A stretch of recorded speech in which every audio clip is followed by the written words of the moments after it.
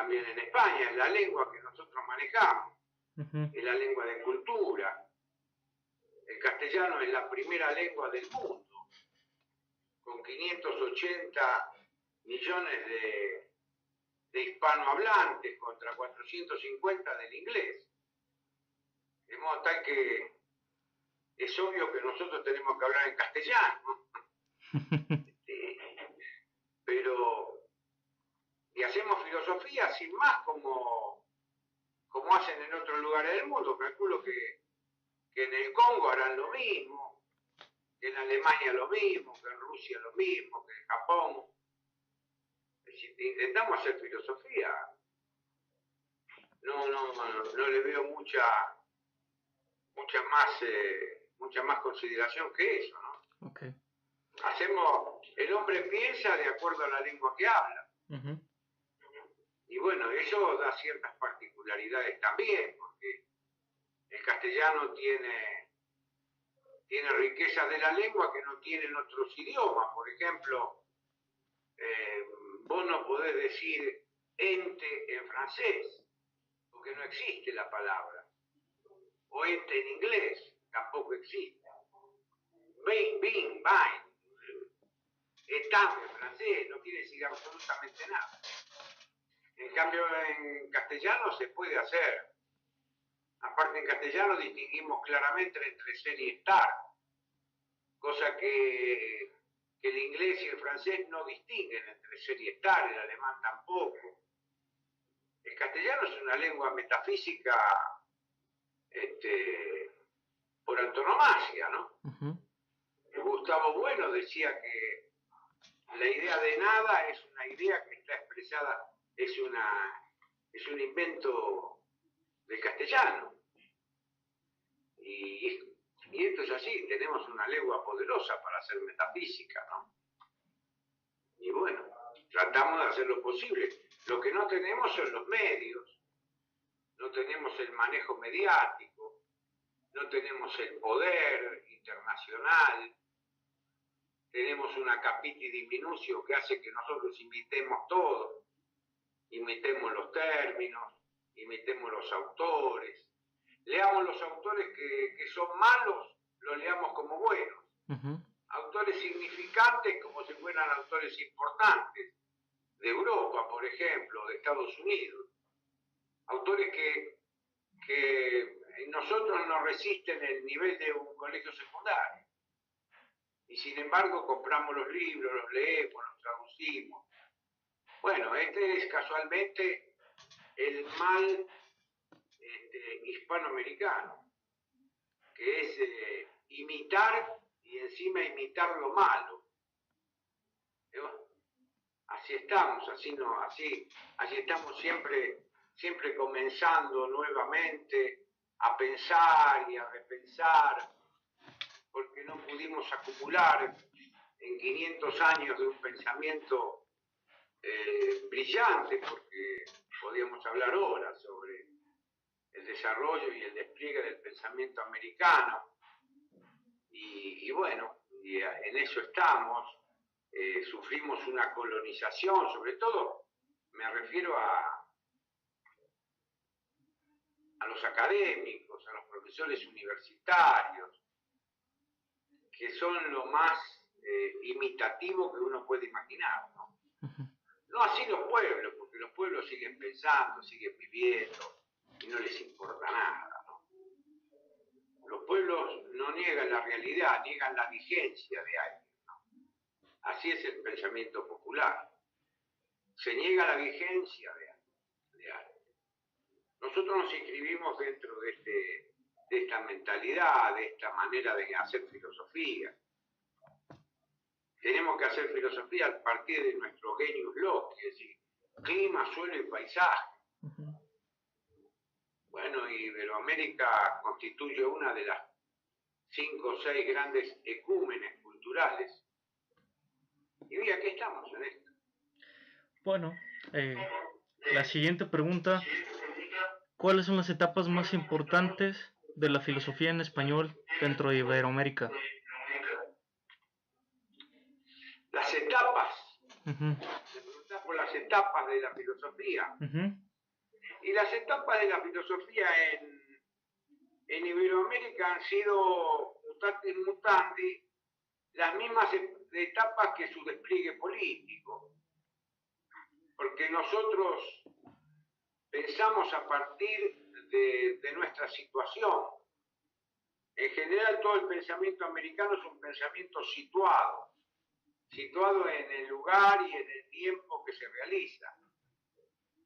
Y entonces tenemos las 4 o 5 etapas muy claramente distinguidas, claras. Por ejemplo, todo el periodo colonial,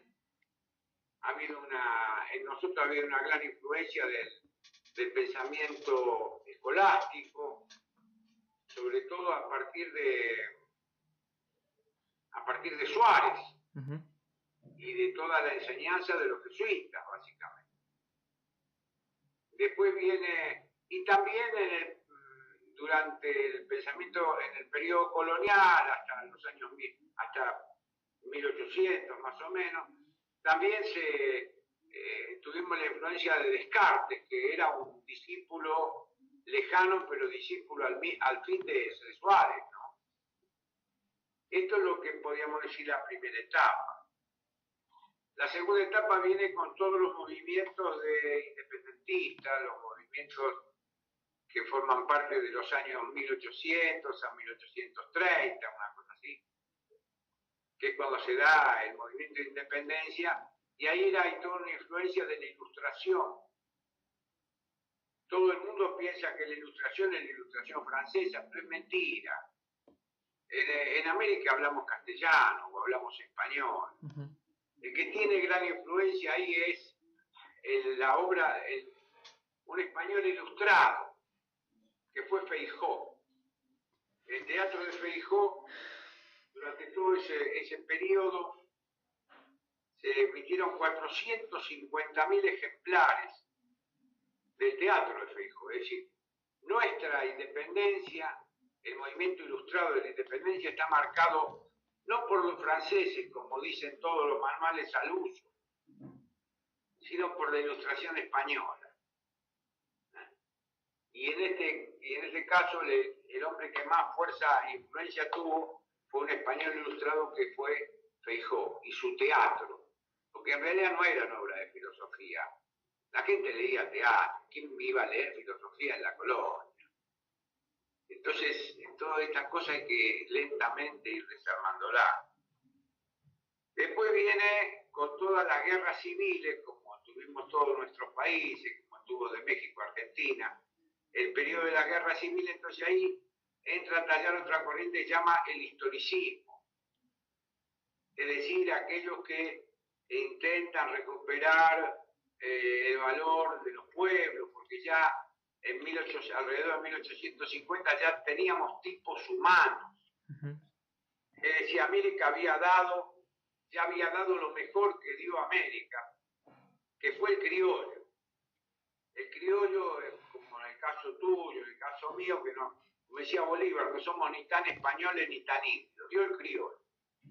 Y ese criollo ya tenía una figura plasmada en 1850. Por eso surge el historicismo, no porque imitan a los europeos, sino porque miran para adentro. La primera vez que comenzamos a mirar para adentro, ¿qué es lo que tenemos? Y tenemos eso, el llanero en Bolivia, en Venezuela, ¿cómo se llama? El guaso en Chile, el charro en México, el gaucho en Argentina, Brasil, Uruguay, el cholo en el norte de Argentina, Bolivia y Perú, el monturio en Ecuador, el sertao también en Brasil, el jíbaro, el ladino en Guatemala, etc. Sí, América dio un tipo de hombre, un arquetipo. El historicismo trabaja sobre ese arquetipo de hombre. Después, a fines ya del siglo XIX, viene ahí sí la corriente europea, con el positivismo. Ese positivismo que era un realismo elemental, que viene de Augusto Comte, Y después en la época del centenario, de los 100 años de los movimientos independentistas, surge lo que es el vitalismo o el antipositivismo. Esas serían las etapas del despliegue del pensamiento americano. Ok. Muchísimas gracias por contestar esa pregunta. La siguiente, ¿cuál es la importancia que tiene la filosofía en español frente a las demás? ¿Cuál es la importancia que tiene el español frente La filosofía en español frente a las demás. Frente a las demás. A las demás filosofías. No sé. Ya te dije lo que me parecía a mí en la primera pregunta, que tiene la ventaja de distinguir entre ser y estar en el orden metafísico. Esa es la primera. La segunda, en el manejo de la noción de nada. Y esto lo ha trabajado muy bien Gustavo Bueno. Después va de acuerdo a la enjundia intelectual de cada uno de los filósofos. El problema de los filósofos que trabajan en español es que no son leídos.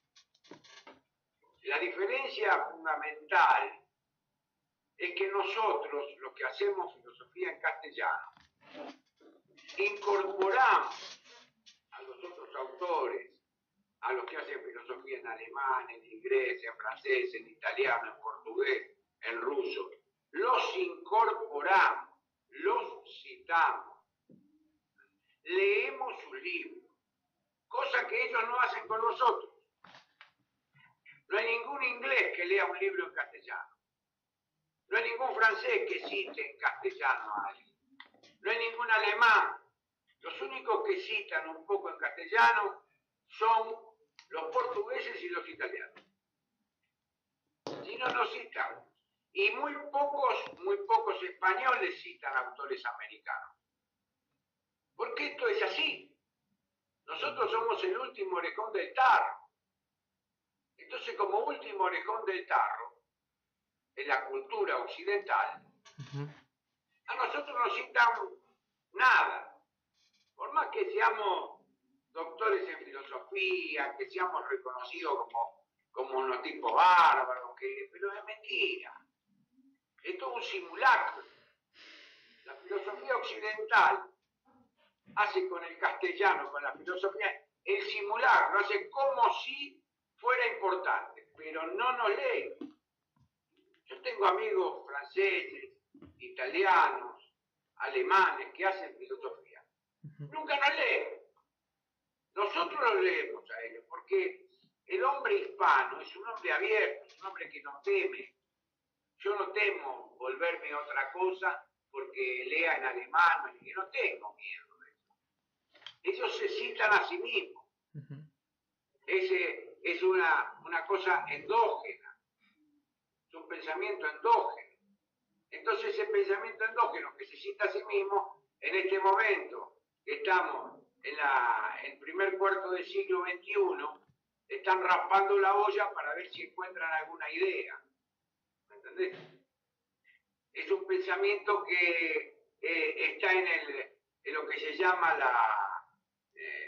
en la indigencia. Es un pensamiento de un tiempo indigente para Europa. ¿Estamos? Esto se ve que la indigencia en Europa se nota en todos lados. Sin ir más lejos, fíjate qué pasó en España con Cataluña. Quieren hacer un Estado, una república, sin disparar un solo tiro, sin ningún muerto. ¿Qué es? Una revolución es una mierda de revolución. No hay ningún muerto. Una revolución te da 100, 200 muertos. ¿Vos te imaginás en México si Chiapas llega a decirse que se arregla la república? Tenés 300, 400 muertos en un día. Y encima los líderes le pegan un tiro en la nuca por traición a la patria. Esto te muestra la decadencia, la reacción ante semejante despropósito, desatino, de querer quebrar a España, que tiene 2000 años porque se le ocurre a unos banqueros de Cataluña que no ganan el suficiente dinero y quieren hacer de ello un movimiento popular, todavía no mataron a ninguno, así que hasta ahora es todo una especie de simulacro, porque está agotada, no tienen un proyecto de nación. Y nosotros tenemos vitalidad, tenemos inteligencia, tenemos penetración. Argentina ha tenido filósofos extraordinarios que no le van a la saga a ninguno de estos filósofos europeos. Pero claro, no lo han leído. No los han leído. Bueno, que sigan por su camino, qué problema. A mí no me mueve, yo duermo a la noche lo más tranquilo, ¿no? Sigo trabajando en lo mío y punto. Ahí había un filósofo, Luis Villoro, en México, murió no hace tanto. Y pensaba como pienso yo, bueno, los europeos que hagan lo que quieran. No. Nosotros tenemos que seguir viviendo con nuestros temas, nuestros asuntos. Si tiene validez universal lo que decimos, mejor. Pero el tema es no caer en la imitación. Nosotros tuvimos acá un gobierno que fue Perón. Todo el mundo dice Perón, un fascista, que diga lo que quiera. ¿Qué nos importa? ¿Qué me importa a mí lo que digan los europeos o los norteamericanos? ¿Qué me importa? Churchill decía, el día que muera Perón va a ser el más glorioso de los días que yo tenga. Y Perón decía, no seamos un espejo opaco, que imita e imita más. Pensemos con cabeza propia. Esto es lo que hay que hacer, pensar con cabeza propia. ¿Me entendés? Claro. Bueno, esto es lo que yo tengo que decir. Para usted, ¿qué filósofos han remarcado dentro de la historia en español esa importancia? Filósofos, ¿vos te referís a filósofos americanos? En filósofos en Iberoamérica. Todos, pero hay filósofos americanos que han signado todo este desarrollo, este despliegue del pensamiento. Para ir a los primeros filósofos, ustedes tuvieron a Vasconcelos, que es un señor filósofo, el autor de La raza cósmica. Cuando nosotros nos dictaban en la facultad Vasconcelos, que se dictaba en mi época, ahora ya no se dicta más, y nosotros le decíamos la raza cómica, en lugar de la raza cósmica.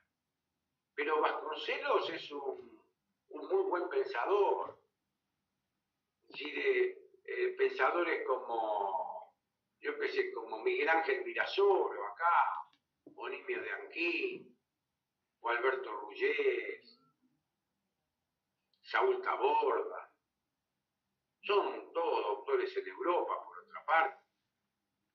Después el que tuvo mucha incidencia en Iberoamérica fue Ortega. Ortega Gasset era un gestor cultural más que un filósofo, ¿no? Y se diría un gestor. Y entonces él tradujo muchos autores alemanes, por eso la gran influencia de autores alemanes sobre el pensamiento americano. Autores franceses también, que tuvieron influencia, pero el tema es que el pensamiento americano comienza a plantearse formalmente el problema de la identidad, el problema de la singularidad iberoamericana a partir de los años 50, 1950. Y ahí hay tres autores que son muy importantes. El primero es el mexicano Gómez Robledo. El segundo es el filósofo existencialista peruano Alberto Wagner de Reina. Y el tercero es el principal metafísico que dio toda la filosofía en castellano, que fue el argentino cordobés Nimio de Anquín.